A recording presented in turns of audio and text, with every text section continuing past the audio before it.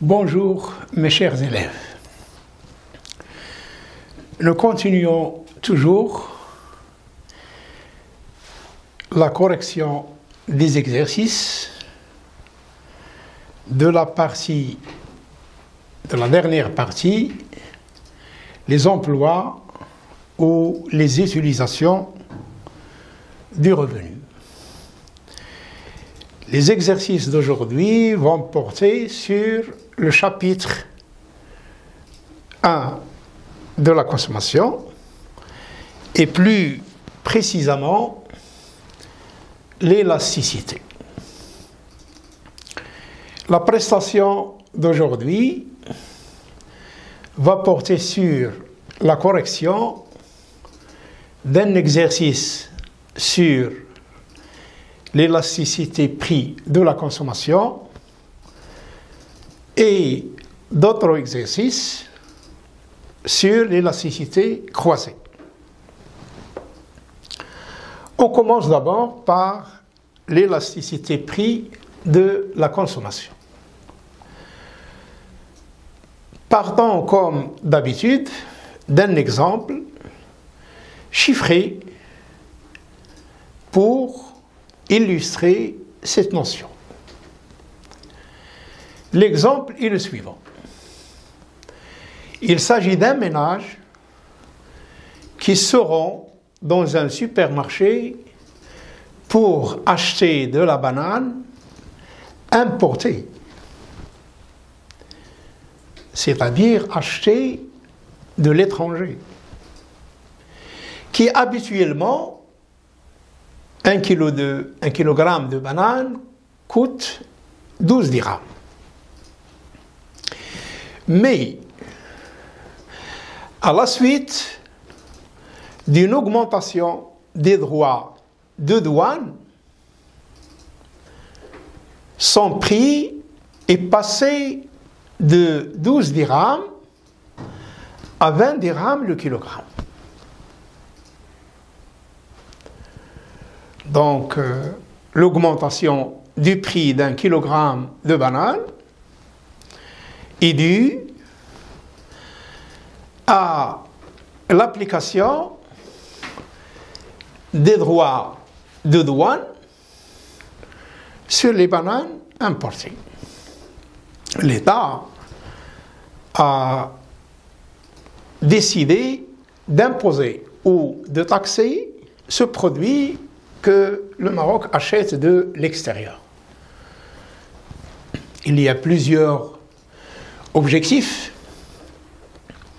attendus de l'application de ces impôts sur les achats de la banane en particulier et des importations en général. Parmi les objectifs, donc le premier objectif, c'est réduire les importations. Réduire, c'est-à-dire baisser les importations. Pourquoi?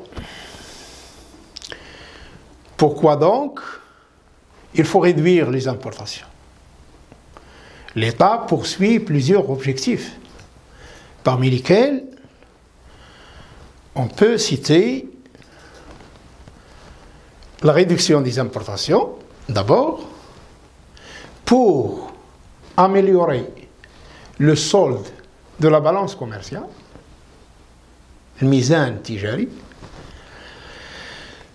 pour aussi réduire ou freiner la sortie des devises et par conséquent d'améliorer le stock de devises dont dispose le pays, c'est-à-dire les réserves de change, mais principalement, l'objectif principal peut être aussi la protection du produit national. L'objectif de la mise en place des droits de douane, c'est pour protéger les producteurs nationaux de la banane, qui sont les agriculteurs marocains. C'est aussi pour protéger l'emploi national des paysans qui travaillent pour produire la banane, etc.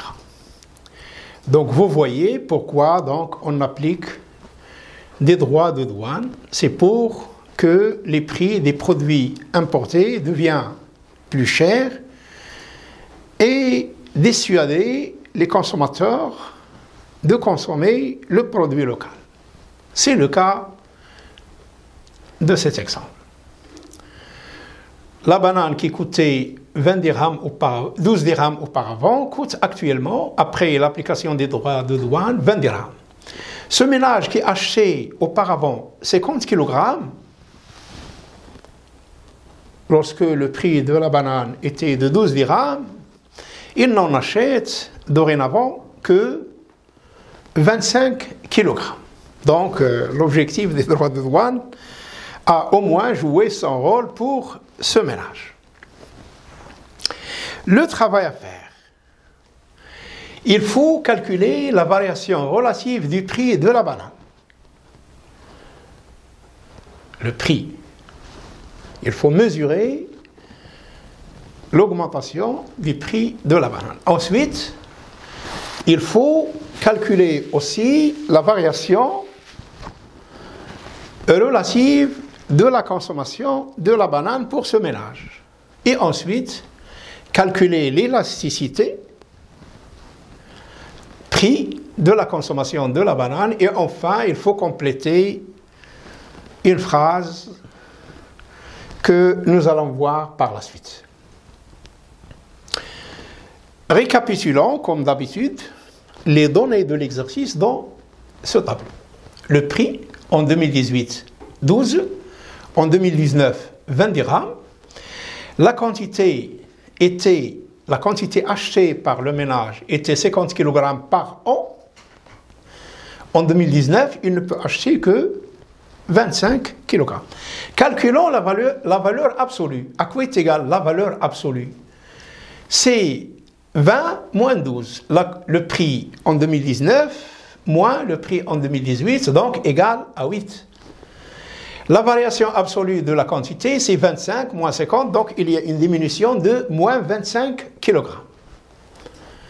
Pour calculer la variation relative, il suffit de prendre la variation absolue divisée par le prix de base, de l'année de base, et la variation absolue de la quantité divisée par la quantité de base. Donc on aura 20 moins 12 égale 8 divisé par 12. Ça me donne la variation relative. De même pour la quantité, 25 moins 50 est égal à moins 25, divisé par 50 est égal à moins 0,5. Pour obtenir la variation en pourcentage, il suffit de prendre ces valeurs-là, la variation relative, et la multiplier par 100. Donc 66% et moins 50%. Que signifie 66%? Eh bien, tout simplement, le prix de la banane a augmenté de 66% en 2019 par rapport à 2018. Moins 50% signifie que la quantité achetée par ce ménage en 2019 a diminué de 50%, de moitié, par rapport à l'année 2018. La variation relative, donc, il est calculé comme suite. Le prix de 2019, de l'année courante, moins le prix de l'année de base, divisé par le prix de l'année de base, soit 20 moins 12 sur 2 égale 0,66.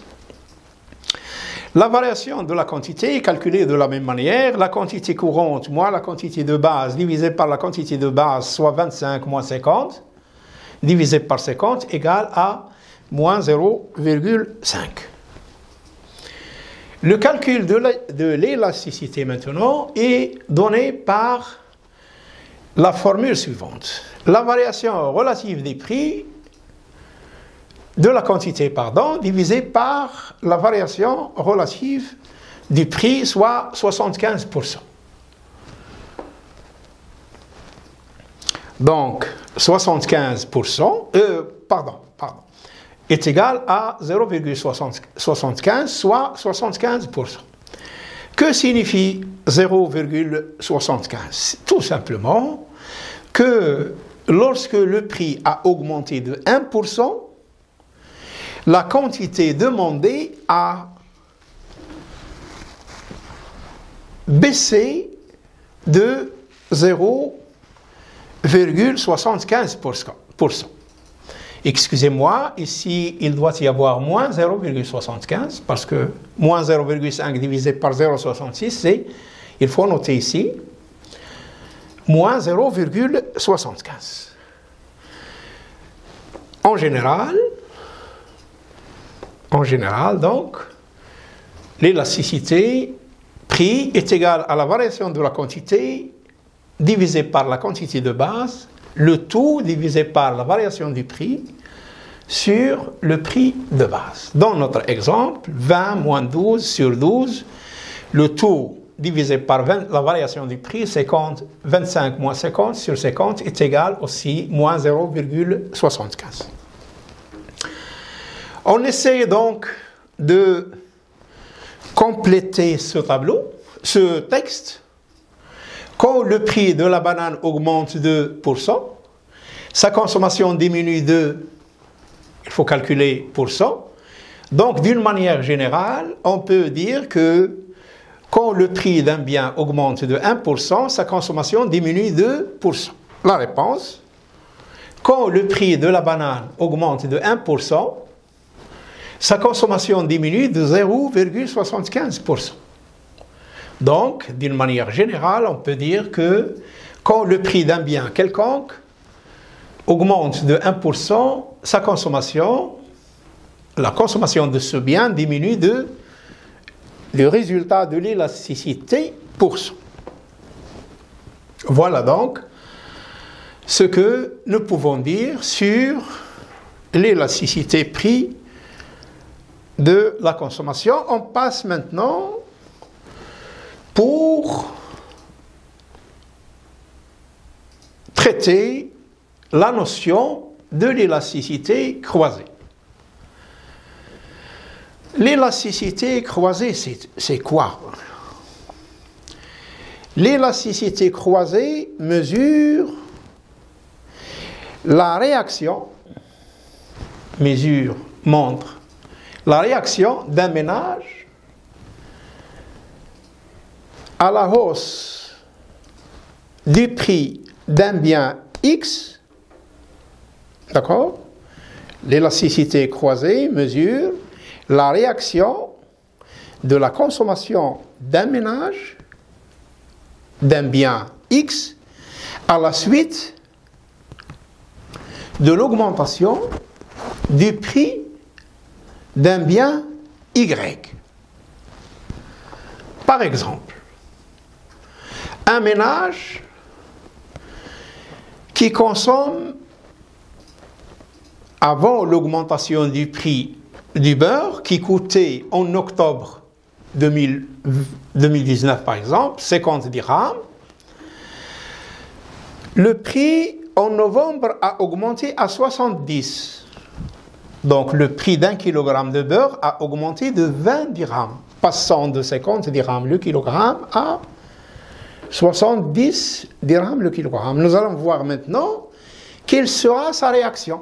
Est-ce qu'il va continuer toujours à consommer le beurre bien que son prix a augmenté, ou bien il va trouver une solution, par exemple s'adresser à un produit substituable, renoncer à la consommation, renoncer ou réduire la consommation du beurre et le remplacer par exemple par l'huile d'olive, le remplacer par la margarine, etc. Le travail à faire, il s'agit de calculer l'élasticité de la demande de la margarine à la suite de la hausse du prix du beurre.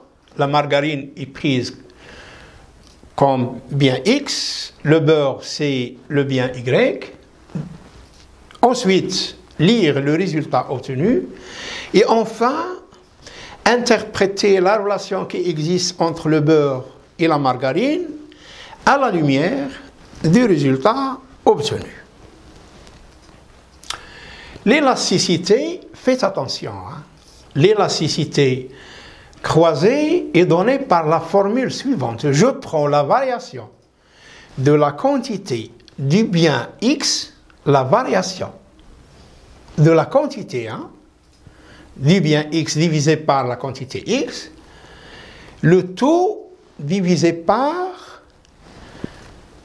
la variation du prix des produits Y. Dans notre cas, c'est le beurre.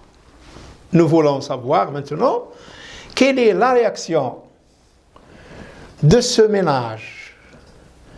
Quelle est sa réaction lorsque le prix du beurre est passé de 50 à 70%. Qu'est-ce qu'il va faire? Est-ce qu'il va continuer toujours à augmenter, je l'ai déjà dit, augmenter à continuer toujours à consommer le beurre bien que son prix a augmenté, ou réduire sa consommation, ou l'annuler même, et s'adresser à la consommation d'un autre bien? Donc, l'élasticité croisée dans ce cas est égale à la variation de la quantité.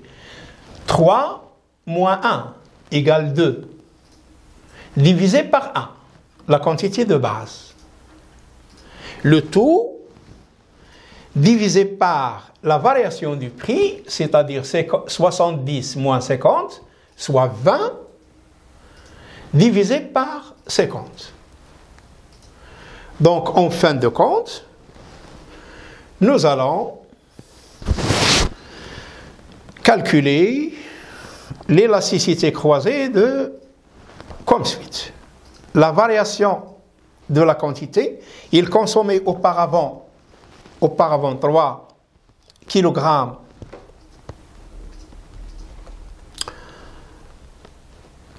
aujourd'hui, il consomme 3 kg et auparavant, il ne consommait qu'un kg de margarine. Donc 3 kg consommés actuellement moins 1 consommés auparavant sur 1, divisé par le prix du beurre d'aujourd'hui, moins le prix du beurre en octobre, divisé par le prix du beurre en octobre. On aura donc 3 moins 1 égale 2, divisé par 1. Le taux sur 70 moins 50, ça fait 20, divisé par 50, est égal à 5. Que signifie 5 maintenant? 5 signifie que lorsque le prix du beurre a augmenté de 1%, la quantité consommée de la margarine a augmenté. J'ai trouvé un résultat positif, 5. Il y a une augmentation. Donc lorsque le prix du beurre a augmenté de 1%, la quantité achetée de la margarine a augmenté de 5%.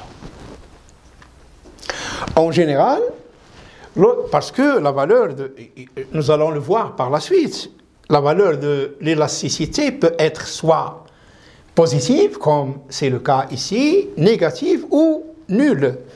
Ici, nous avons trouvé une élasticité positive, donc l'élasticité croisée est supérieure à 0, nous pouvons conclure que les deux produits, le beurre et la margarine, sont dits des produits substituables.